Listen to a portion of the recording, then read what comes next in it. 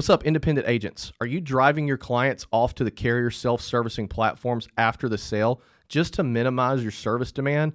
Stop doing that with the premier mobile and web agency solution, GloveBox. Now you can keep your clients in front of your agency at all times, all while delivering the carrier self-service experience that will minimize your service costs and absolutely wow your customers. On top of that, GloveBox will help you increase your cross-sales, referrals, and overall retention with an easy-to-use policyholder interface. Trust me, guys, we're using this at Portal Insurance, and this is literally happening. We are selling policies and servicing policies through our app. Schedule your demo with GloveBox today, and be sure to mention the Insurance Guys podcast for 20% off of your subscription for the life of your account. Guys, it's so cool that I can tell my clients, download the Portal app. Thanks, GloveBox. Insurance agents from around the world, welcome to the Insurance Guys podcast. My name is Scott Howell, your fearless host and leader, insurance agency owner and insurance evangelist for I Protect Insurance and Financial Services, based out of Huntsville, Alabama. And before we get started on today's episode, please help me welcome. He is a 6'3" sophomore from Saraland, Alabama, parade first team All-American, Rivals 5-star recruit. He is a fantastic insurance agent and a great American. Ladies and gentlemen, please put your hands together and welcome the incomparable Mr. Bradley Flowers. How are you, Bradley? Great, Scott. How are you today? Best I have ever been. Ladies and gentlemen, I'm in Mobile, Alabama, and every time I'm in Mobile, Alabama, I am my best self. I love it in Mobile, Alabama. Let me tell you what I don't like, Bradley. The 8,000 degrees. It's 8,000 degrees. But I can deal with that. I grew up in the South, and we just all kind of deal with it. Mm-hmm. These road closure situations y'all got going down here. It's awful. Guys, I could literally jog to our podcast studio, but when you get in a car and you hit Waze or Google directions, it takes you about 15 minutes to get a mile down here. It's gotten better. That's impossible. Better. There's one road that's closed that has added about, I think, 8 minutes to my commute. And then recently they closed another road that's the road that I take, which added about another 10 minutes. So that one opened back up. So it's gotten better, but it's pretty bad. It's pretty bad. But a lot of the changes they are making, I think, are going to make the traffic flow a lot better, putting in a lot of roundabouts, stuff like that. I noticed Mobile's big on the roundabouts now. We're big on the roundabouts, even though rednecks don't know how to drive around them. We're pretty big on the roundabouts. So. No, we don't. So when I was in London, when I was in the UK with security forces in the Marine Corps, we lived in a little subdivision or a little town outside of London called Eastcote, which was about 20 miles outside and west of London, England. Uh-huh. And we worked downtown at 7 North Audley Street, which is smack dab in the middle of downtown London. So we would have to drive our vans, each section of Marines that was working in that building for, up to 3 days at a time would have to drive down there. And the UK, buddy, you want to know where a roundabout came from? Mm-hmm. It came from the UK. That's all that is in the UK are roundabouts.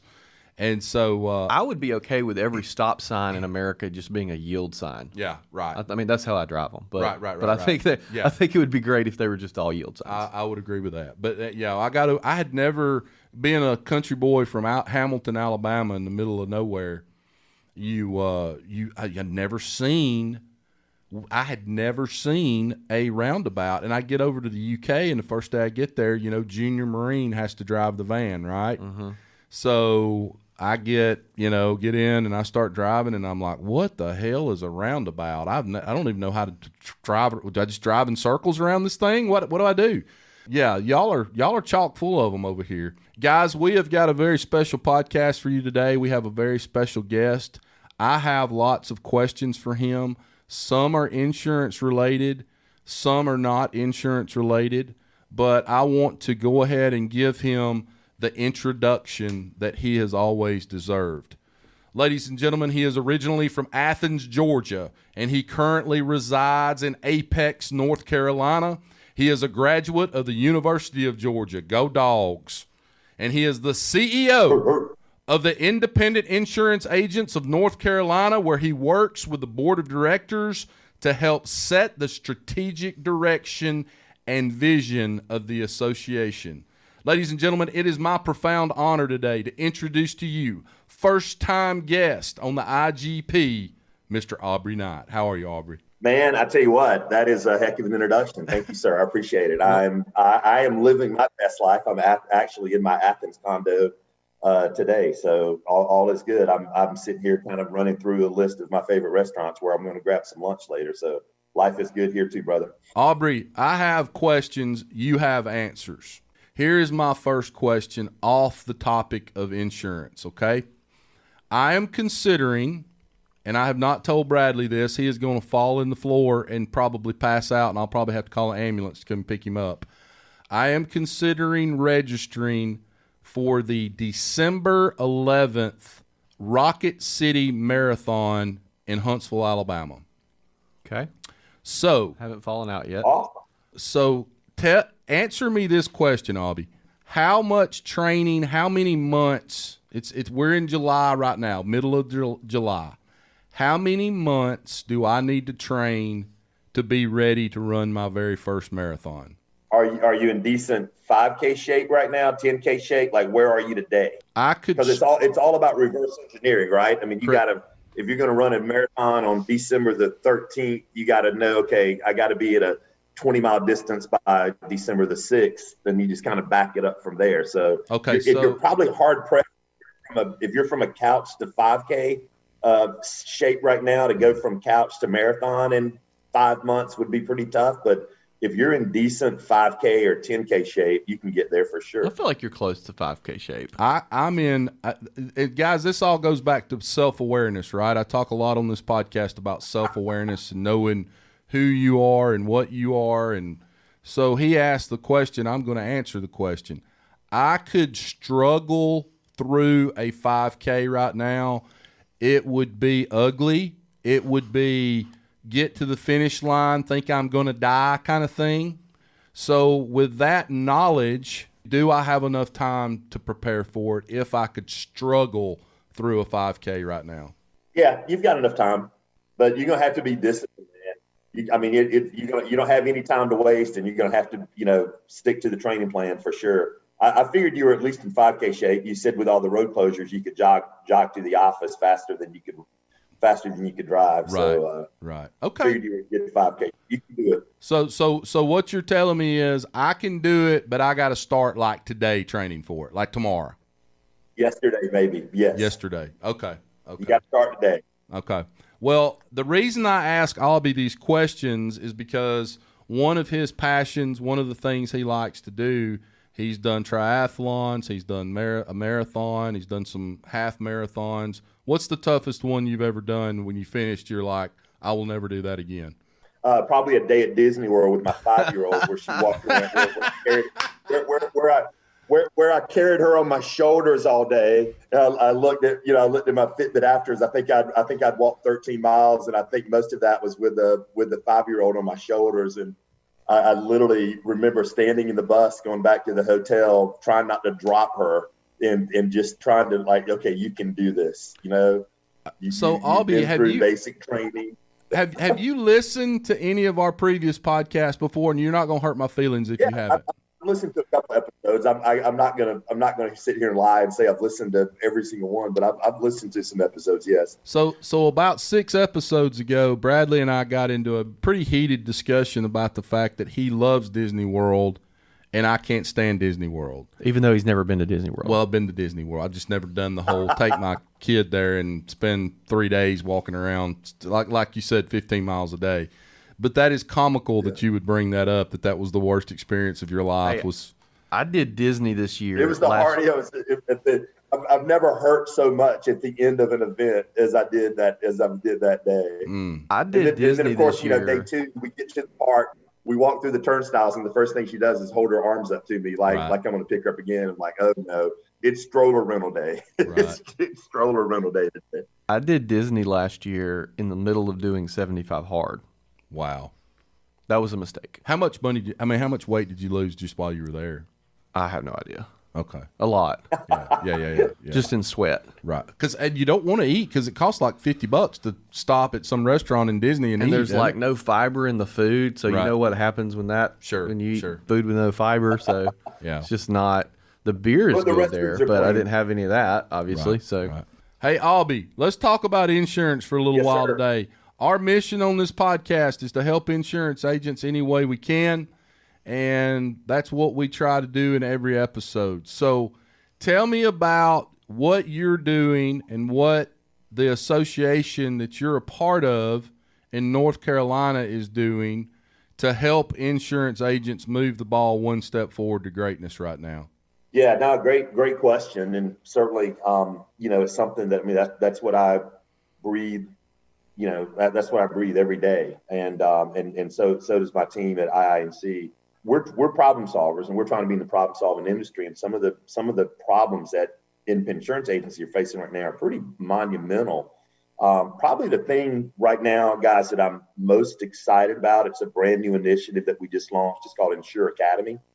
And so we have launched this vocational training program to attract people from outside the industry and give them essentially what amounts to about 80 hours of training. It's the 40-hour pre-licensing course that's required in North Carolina to get your insurance license.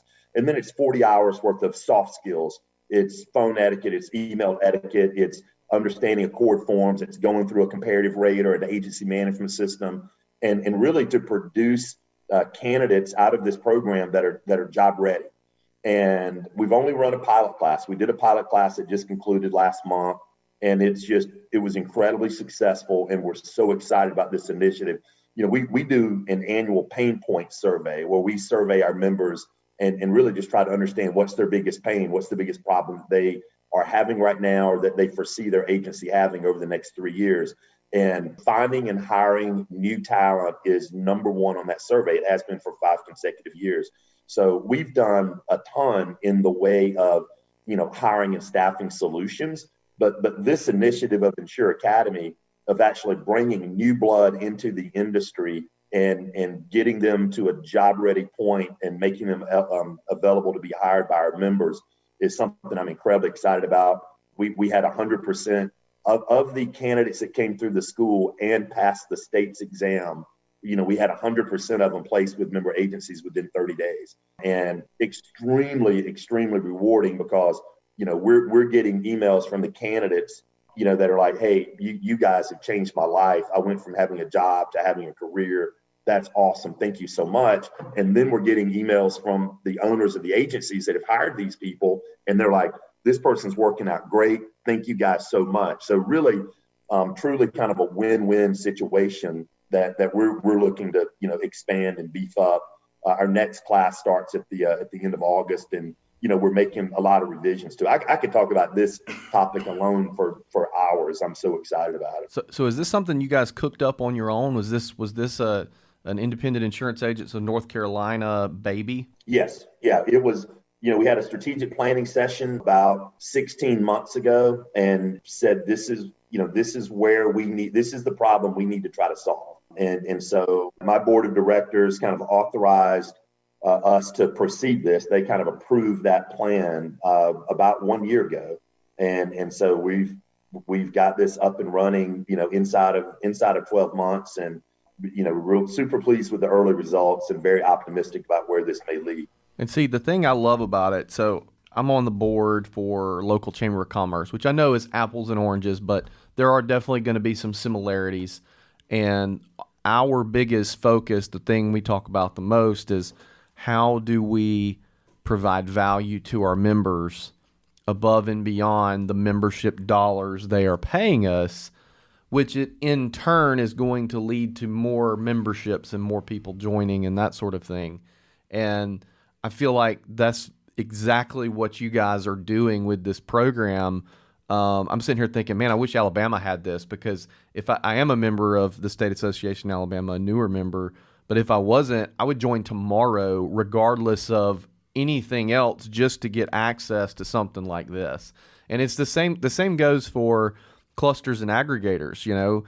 I tell people all the time, clusters and aggregators, not that you guys are, I'm not saying that, need to provide more value. And I think the ones that are going to win long term, and any organization that agents have to be a part of, are going to win long term by providing some sort of value around education in some facet. And it's so unique. And I think it's definitely something that we're going to see spread like wildfire among other associations. Yeah, I hope so. Go ahead. Next week, I'm presenting this concept to my counterparts at a conference that we'll all be at. And then in September, my ed director is presenting this to all the education directors from across the country. And, so we're definitely interested. I don't really, it's kind of funny because we're doing this with zero revenue, right? We're not charging the students to come through the program. We're not charging the agency owners that are hiring. I mean, we're simply right now looking to prove the concept.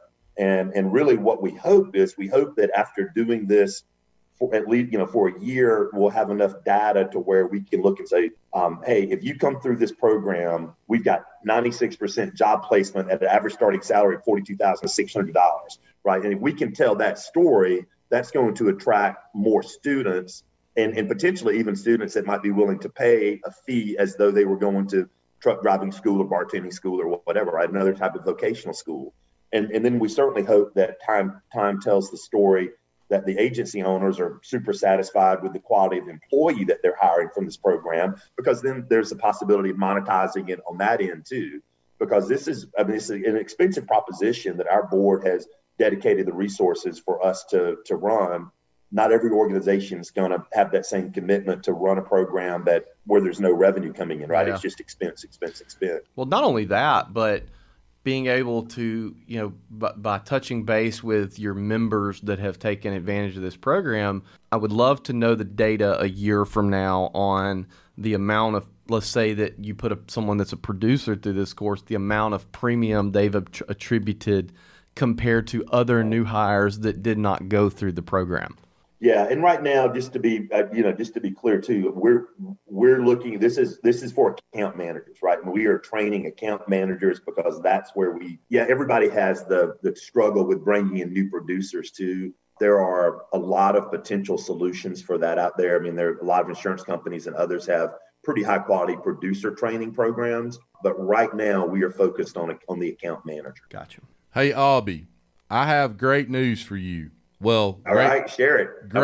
Great news for our listeners. We have a tremendous amount of association leadership that listens to this podcast. And I hope and pray that they will listen to this particular podcast, and by doing so, they gain some interest in what you're doing over there. But what I would like to know, so that we make sure nobody takes this concept and bastardizes it, is that I agree with you on the account manager training. It's got to be at least 2 weeks. You can't train somebody in 3 days. It's got to be at least 80 hours. Okay. I want to know specifics though of, is this something that you guys are doing in person, or is all of this training done over Zoom? How is the training conducted? Is it live instructors, or is it more of watch this video? Yeah. How does all that work? Yeah, so great questions. The pilot program consisted of 80 hours of live training via Zoom. So it was virtual but live, and you had to be there. We also have partnerships with some web-based training. So in addition to the 80 hours of instructor-led virtual training, there are also some homework assignments that are kind of on demand through partnerships that we have with some education providers. And Scott, in the future, where we plan for this to go into the future is really delivery of the content in any way that is best suited for the learner. So maybe it's live and it's virtual. Maybe it's virtual and on demand for those people that have jobs and can't say, okay, I'm going to dedicate the next 4 weeks to being in a training program from 8 to noon. And then we've also we're building relationships with a lot of local high schools right now, the DECA Club and the guidance counselors. We know intuitively that every single guidance counselor in a high school right now knows of some bright, hardworking kid who does not have college in their future. And if we could start grabbing hold to some of those young people, they may want traditional training. So and I'm talking face-to-face classroom training. So our vision is that we will probably have a blended approach that incorporates live and virtual, in-person classroom training, and then also on-demand training. I've got an idea for you, and you may have already done this. So if you have, kudos to you. I was sitting here thinking this is so new, man, that we are welcome. We welcome all ideas because this is brand new, and we're super nimble right now. Well, here's my idea. You put the account manager training, do exactly what you're doing right now. But as you get towards the end of the training, maybe, I don't know, middle of the second week, you could also branch off and I don't know how you would do this, except if it was an existing agent that maybe had someone that they wanted to hire as an account manager, they're going to probably know whether that account manager is going to be a personal lines account manager or a commercial account manager. Now, those are two different things. We're talking apples and bananas right there. Now, a lot of people like to cross-train, and that's great, and you could do that later on. But let's say Scott hires this person, and I want them to go through the Big I of Alabama's account manager training program, and I specifically in my mind have them kind of set for more of a commercial account manager. You could incorporate some training on some things related to commercial account management, like filling out accord forms or, just that type of stuff. More focus on certificates of insurance, what's an additional insured, more so. And then on the personal line training, you could do more of the, mortgagee clauses, which you do that on commercial too, but more of that personal lines. You see where I'm going with this? Where towards the end of the training, you could branch those two out. Yeah. So our thought right now is, and because there's another distinction here as well, and that is we're not designing this program for people that have already been hired by agencies. Now, what we have found is agencies that have a brand new hire, they want to send them through the program. Correct. And that's fine, but that's not how we're designing. That's not how we're designing program. This literally we're trying to figure out, and we've got a pretty aggressive digital marketing campaign out right now that's targeting school teachers, and it's targeting stay-at-home parents. I'll be stay-at-home moms that are looking to re-enter the workforce. And so we've got social media campaigns that are targeting that demographic right now. And we've already got 4 school teachers signed up for our August Insure Academy class. But so all of that is to say that we're providing the graduates of this class with a learning track. So once they get hired and once they're in an agency, we've got all the commercial lines and personal lines, the coverage training and the certificates of insurance and the mortgagee. We've got all of that. Right now, we're just trying to get them to where they can go to an agency. They understand some of the terminology. They understand how they understand a bit of the lingo, and then we'll be there for them throughout the rest of their career, whether that's to do the initial training and then ultimately the CISR, the CIC program, or whatever moving forward. Well, kudos to you for being a big part of coming up with this pilot program. And as Bradley said earlier, I don't see any possible way that other associations across the U.S. aren't going to sit up in their seat when you're standing up there in a week or two talking about this and not take, lots of notes on what we can do to mimic this type of program, because I think it's something that's been needed for a long time.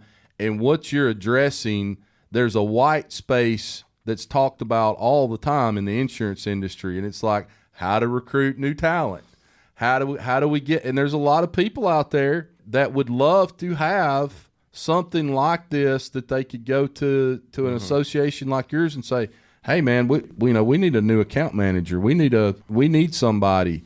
The only other thing I can think of is, depending on what, like the state of Alabama's association is in Birmingham. That's where the headquarters is at. So it's probably going to be a lot easier for them to attract talent for live classes where they actually drive to the association building for classes if you live in Birmingham. But if you live in Athens, Alabama, or Saraland, Alabama, you're probably going to be more likely to take the online Zoom classes. It's very important, to me, the way you guys have rolled this out, in that you're not worried about monetizing it right now. You're worried about getting it launched and providing that value. We'll worry about monetizing it later.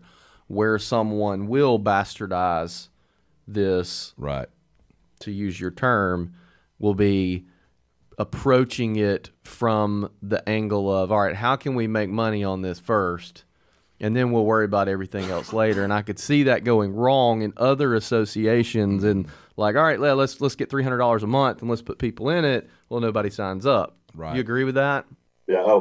100%. I mean, because right now we don't have we don't have a story to tell. The students that came through this pilot program, we thought we could get them jobs, but we didn't know, until the rubber hits the road and you have member agencies out there offering competitive jobs, those students kind of took a leap of faith that we were going to be able to deliver. And our members have kind of taken a leap of faith that we're going to be able to find people that are currently, making sandwiches at the sandwich shop or working retail at the big box store, and that we're going to be able to identify them and bring them in.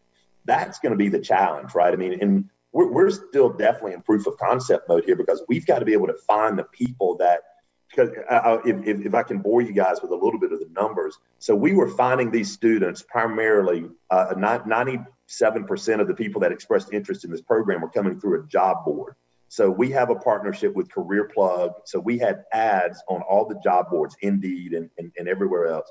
So these were people that were looking for a job, and instead of a job, they found a vocational training opportunity at no cost. We had 670 people express interest in attending Insure Academy, but then we put them through an aptitude test to make sure they have at least verbal and math skills in order to pass the state's exam. And that's not us. They got to have the mental aptitude to be able to pass the state's exam. That weeded out an unbelievable number of the people that couldn't score 60 on the math and the verbal. And then we want to make sure that they have a personality that seems to be at least a 75% match for the standard personality type needed by an account manager. So you start off with this huge number of 670 people that express interest, and we get down to where we offer 45 people a scholarship to the program. And then 45 people that we offered the scholarship to, 32 said, yeah, I'm in. And then we start day one of class and 22 show up. So wow, we're going to have to get really everybody who's smart hired people ever. That's about how it goes. Yeah, right. Yeah, exactly. So we're going to have to get really smart and creative, and hopefully we can identify who is going to make the really good student and be able to get through, they score on the math and verbal, they have the right personality, and then they're committed to actually finishing the program and, making themselves available to hire. So let me ask you this question. Insurance agents from around the world that are listening to this, I know a lot of us that are members of an association or multiple associations. I think there's a lack of understanding by us as insurance agents, because let's face it, we are running around every day with our hair on fire. We're trying to sell insurance. We're trying to manage an agency. A lot of us are playing human resource manager. We're playing CEO, president. Hell, a lot of people listening to this right now are still selling insurance every day. I played IT guy this week. I saw that picture. Bradley's up there trying to fix his damn as a server. Is that what it was? I don't know what it was. I was just doing what the fiber company told me to. He's on top of a fold-out table with a cooler on top of that, like a Yeti cooler, and he's standing on that trying to fix his internet situation. I actually won the Yeti cooler at the state of Alabama's association convention. One of my carriers gave it away, and you won that. I would like to thank all the contestants who will now and forever be known as the people that lost to Bradley Flowers when it came to the Yeti cooler. But yes, I did win the Yeti cooler, and it happened to come in that day. Otherwise, I would not have been able to fix my internet. Anyway. So, Aubie, I need your help explaining to all of these agents, what different things do associations like yours offer to them that they may not even know is available to them, if that makes sense? Because I, for one, am a member of the Big I here in Alabama, and I don't know that I've ever really participated in anything enough to really understand what they offer to me. Other than I do know that there is a legislative arm of the Big I that's doing a lot of things behind the scenes to make sure that insurance agents are spoken for in Washington in terms of, and in Alabama, and just like in North Carolina, to make sure that we're being treated fairly. I understand that. But what other things can these agents get out of their association that maybe they're not aware of right now? Historically, a lot of associations, and I think Big I associations fall into this for sure. I mean, historically, it's always been about the legislative advocacy piece, and it's always been about some type of collective or group purchasing arrangement, right? Hey, we can try to get you fill in the blank, perhaps a bit cheaper than you can get it on the street. So whether it's insurance or office, whatever, right? And now I think, I mean, I'm certainly a huge believer in what you guys were talking about earlier, and that is where are you bringing the ROI? I mean, how when Bradley was talking about his experience with the Chamber of Commerce and saying, hey, you know what, we've got to be able to offer things that are going to be more than the value of the membership dues. And North Carolina, we have the highest minimum dues of a Big I association in the country, and I'm a staunch advocate that we would be a bargain at twice the price, right? I mean, we don't mind. We don't mind talking about our ROI and what our value proposition is. And we do a tremendous amount for our member agents and have so many resources available as far as specifically. But it's funny. Nobody knows or cares what we do until they need it. I mean, so Scott, you're not alone. Nobody knows what it is that we do until they have a problem and they need that problem solved. And then hopefully we have a solution that can solve the problem. We can send out emails and newsletters and text messages and whatever. But unless you are having a hiring crunch, you're probably not even paying attention to what we're doing from a staffing solution standpoint right now and Insure Academy. It's only when that problem is your most pressing problem and it's risen to the hottest pot on the stove that then you start paying attention. Well, it's like buying insurance. It's like selling insurance. Exactly. I was about to say the same thing. As long as you make sure that your target prospect knows that you're the guy or the gal, they'll reach out when they need it. Right. Or if you can create that problem and create that need, then obviously you can go about it that way. Which is what he's doing with his pilot program. Yeah. Because he's doing something that, as an agent, if I knew about that in Alabama, let's say Alabama was doing it, hopefully one day they will, I could see that being something that I would proactively keep on track with. And hey, do you have any students from up in the North Alabama area where I'm at that we could hire? I could see that being something I would keep up with. Yeah. Aubie, I've got a big question. What do you see as the role of associations moving forward, and what do you think associations need to do to hold their place as it relates to the insurance industry and thrive? It's a great question, and it's complicated. It's not an easy answer. There's this whole notion now that people seemingly don't feel compelled to join organizations just because of the good that it brings the industry or society, and in a lot of associations, that's how they've survived and thrived for a lot of years. And I'm not talking about a Big I association. I'm talking about associations in general, right? It's the whole Teddy Roosevelt has a quote, and I'll bastardize this quote, but it's something like, every man owes a bit of his time and a bit of his money to support the industry in which he makes a living, right? But the Teddy Roosevelts, that's several generations ago. Right. And I don't know that today's generation feels that same way, that, I just owe it to the insurance industry to belong to this association.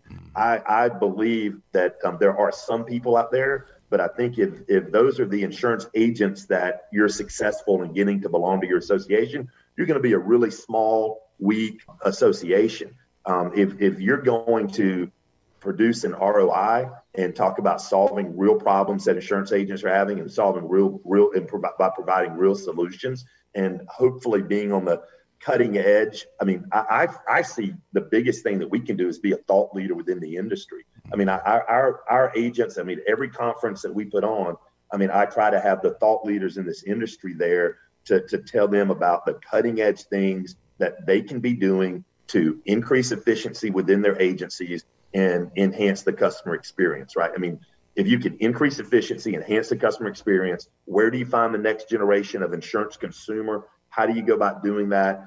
I mean, and really, and you, if you guys have been to association events and you know people that are active in associations, there's still a big relationship component to this, right? I mean, I have so many of my member agents that they talk about the friendships that they've made, the business relationships that they've made that probably would not have happened had it not been for going down to Destin and spending a week and watching your kids in the hula hoop contest and, you know, the friendships and the relationships that you make, so that now when you've got a problem, you know that you can pick up the phone and call someone who's probably got a solution or has been through that same thing that you're going through now. So. I wonder sometimes, we are the Fox News and the CNN of the insurance industry here. We have the ear of a lot of independent and captive agents all over the United States. And one of the conversations I got into up in Boston about a month, or I guess it's been longer than that now, 2 or 3 months ago, was how can associations incorporate podcasting? Because it's so easy. You know, what is easy for an insurance agent is a lot of them may have windshield time between their house and their office to jump on Spotify, SoundCloud, Apple, whatever, and listen to Scott and Bradley or David Carruthers or Ryan Hanley. I truly believe, and I'm just putting a bug in your ear here, and I don't know how this would work, I do believe that the value that we have is we do have the ear of so many different insurance agents listening to these podcasts. Those are times when insurance agents have a little bit of time to listen to something industry related. To me, there's a lot more value in that than the 15 emails I get a week, not that many, couple of emails I get a week from the Big I that I maybe glance at for just a second and then delete in my email box, you know, that kind of thing. I don't know where that goes, but I do think there's something there. Another question I had, and this is maybe a little sensitive, but is there room in the insurance industry to have two associations with, what is it, the PIA and the Big I? Is there room for both? Or eventually does one have to kind of merge with the other to create one large association? Because I have the sneaky suspicion that if an insurance agent's a member of one, he's probably not a member of the other. Does that make sense? Yeah, no, absolutely makes sense. I mean, I'm certainly a big proponent of consolidating organizations and being able to dedicate reason, because you know what you end up doing is you end up duplicating a lot of services, which is just a waste of resources and fragmenting. You're fragmenting there as well, right? Yeah, absolutely. So I'm a big proponent of looking at consolidating where possible. You know, it's tough. I mean, and it's so political and ego driven, and it's just, you know, it's just super hard to actually make a reality, and it's mostly just because of egos, frankly. Right. That where that hasn't happened. I mean, you know, in a lot of states that's happened at the state level. In probably a majority of states, the organizations have merged, but it's not going to happen at the national. I mean, I've been doing this, guys, this is my 25th year with the association. You know, I've thought that was going to happen a long time ago. It just never has. So tell the agents out there listening right now, besides the pilot program you're doing, what are some other areas that you mentioned earlier? You said, you know, insurance agents don't really think about calling on us till they need us, till there is a problem, till they have a question that maybe they feel like their state association can help them out with. What are some of those that you typically see you run across on a day-to-day basis? Yeah, agency valuations, helping with perpetuation planning, producer compensation issues, general workflows, implementing technology, cybersecurity, whether that's written information, the WISP, written information security plan. I mean, we're helping agents with all of those things, and we're doing a lot right now with employee engagement and employee onboarding. So I'll tell you a real quick story. We had one member agent that interviewed 2 of our graduates from Insure Academy and offered both of them jobs and went 0 for 2. So kind of what Scott, what you were talking about in the Birmingham area, when we had some graduates of the program that were in rural Eastern North Carolina, and man, we were just happy to get them an interview, right, with an agent and get them a job. Our graduates that were in the Triangle area, the Raleigh-Durham area, oh my gosh, they all had multiple interviews and multiple job offers. And we had one member agent that went 0 for 2 and offered 2 of our graduates and neither offer got accepted. So, we're doing some consulting work with that member agency right now on, how are they presenting themselves? What's their culture like? Is their compensation package competitive? And where do they need to be better positioned in the marketplace to be a competitive employer? Right. It's kind of the age-old thing, right? We all want to get top-notch employees, but we want to get that by being an average employer. Mm-hmm. And generally speaking, that doesn't mesh, right? If you want top-notch employees, you need to be a top-notch employer.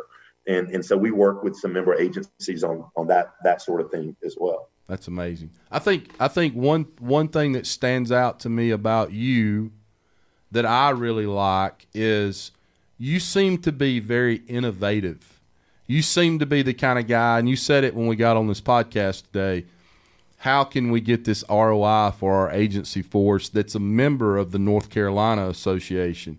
You seem to be very innovative. I don't know, because I'm not involved with any other state associations other than Alabama's, and I'm really not that involved with that association. How innovative the leadership is in those states and coming up with these new ideas, like this pilot program, the Insurance Academy that you guys are doing. I don't know how innovative they are. I don't know if it's just kind of status quo and we've always done it this way and let's meet down at the beach and all play golf together, or whether it's more, really getting in a boardroom with a whiteboard and knocking out some new ideas of ways we can be better. I don't know. I don't know the answer to that. Yeah, I tell you, I left the Georgia Association 7 years ago and was kind of recruited away to lead the North Carolina Association. And mm-hmm. In my mind, I could not ever have imagined it going so well, because it's really been, the board has been so supportive. And really it has to come from the board. I mean, I can have all the great ideas in the world, but if the board doesn't allocate the resources and say, yes, go do that, then I've got an incredible staff. Mm-hmm. Because I'll be the first one to tell you, I'm full of great ideas, but if it was left up to me for the implementation, you'd be sitting around with 9 projects that were half-assed done, right. And so I've got a great team that, I can get the people excited about an idea and introduce the idea, and I can get the board to support it, and then I can get the team down the path, and then I step away, mm-hmm. and I've got a team that finishes things up. So I'm super pleased with where we are in all of that. And not everybody has that, right? I mean, not every association is going to get the same support of innovative ideas. I mean, as a volunteer leader, and what I'm doing, I'm talking about board members right now. The safest thing in the world to do is to do what you've always done. Right. Nobody's ever going to get mad, and it's not going to be seen as a mistake, right? And the riskiest thing in the world to do is, oh my gosh, here's this new idea. We've never tried it before. Do we really want to allocate $100,000 out of our reserve fund? And what if it goes wrong? And what if I'm the guy whose legacy becomes, he supported that dumbass idea that lost $100,000 out of our reserve fund? And nobody wants to be that guy. And so you see stagnation at epic levels across associations, generally speaking. Hey, do you guys welcome ideas from agents? I'm sure occasionally you have agents call you and they're like, hey, man, I just thought of something when I was in the shower this morning and I just wanted to run it past you. Does that happen? Yeah. So, I mean, obviously we'll listen to anyone right now. We're pretty focused on our strategic initiatives right now. I mean, Our strategic initiatives are hiring solutions and technology, right? So, I mean, we are laser focused on helping members become better employees, hiring, retaining, engaging, onboarding, and then we're laser focused on identifying the right tech stack, the right vendors, and implementing technology and the cybersecurity. So if you've got an idea for me that helps us move the ball in those areas, I'm going to be much more willing. I mean, I'm going to listen to you anyway, but those are ideas that I'm looking for, right? Because I don't claim to have all the answers. I want ideas in those areas. If you got an idea to talk to me about, I don't know, how we can do a better job with our young agents golf tournament or whatever, I'll listen to you, but it needs to be a shamble, not a scramble. That's not the top of my radar. Hey, Aubie, I was thinking about you in the shower this morning. Kidding. Yeah. Hey, Aubie, I appreciate you being on the show today, brother. It means a lot to me. It means a lot to Bradley. And I cannot wait to one day meet you face to face and break bread with you. You're a guy that I would enjoy sitting down and having a conversation with. I really would. And I hope that happens sooner rather than later. Let's do that. I'm actually going to throw out some dates here. September 16th and 17th. Okay. We're having our Insure Expo. It's easily one of the largest insurance conferences in the Southeast. It's in Winston-Salem, North Carolina. And you guys are both invited to be there as my guests. I would love to have you. Seth Zaremba's going to be there. Chris Paradiso is going to be there. Jeff Roy's going to be there. Name dropping a bunch of guys that you all know. You're bringing in some heavy hitters. You're bringing in some heavy hitters to that. And then we got some rock stars in North Carolina too. I don't know if you guys have gotten to know Jack Wingate. Yeah. Christopher Cook. We got some great Jared guys, Bowman. And this is really it is the coolest insurance conference you'll ever go to. Is the Insure Expo, and it's in Winston-Salem. We got lots of great bars and breweries, and it's going to be fantastic. That sounds fantastic. Well, guys, as I always close every podcast, rewards come from action, not discussion. Get your ass out from behind that desk today. Stop shuffling paperwork around your desk and looking at TPS reports and go out into the big bad world. Build relationships. Figure out what your why is. Remember what I said last week. Growth equals happiness. You got to grow mentally, you got to grow spiritually, you got to grow physically. If you want to be happy, that is the path to get there. So go out today, make money for your family, for your wife, for your husband, for your kids' college fund, and for your parents that are struggling out there. Write good business for the agencies that you represent, and write good business for the companies that you represent. Bradley Flowers, I love you. Thanks, dude. Thanks, Aubie. Aubie, we love you too, brother. My pleasure, guys. That was awesome. Thank you so much for having me on. Anytime. It was great to meet a Georgia fan whose name was Aubie. Absolutely. Guys, you are listening to the Insurance Guys podcast. We love each and every one of you. We thank you so much for being a part of our family, and we look forward to seeing you back here next week for the next episode of the Insurance Guys podcast. Take care. Thanks for listening to the Insurance Guys podcast. If you need to know more about me or you need to get in touch with Scott, you can always reach me at theinsuranceguyonline.com or email me at scott@iprotectinsurance.com. And if you need to get in touch with Mr. Bradley Flowers, go to portalinsurance.com or email him at bradley@portalinsurance.com. Guys, we love you. We thank you so much for listening to our show and being a part of our family. And we look forward to seeing you again next week on the next episode of the Insurance Guys podcast. Take care.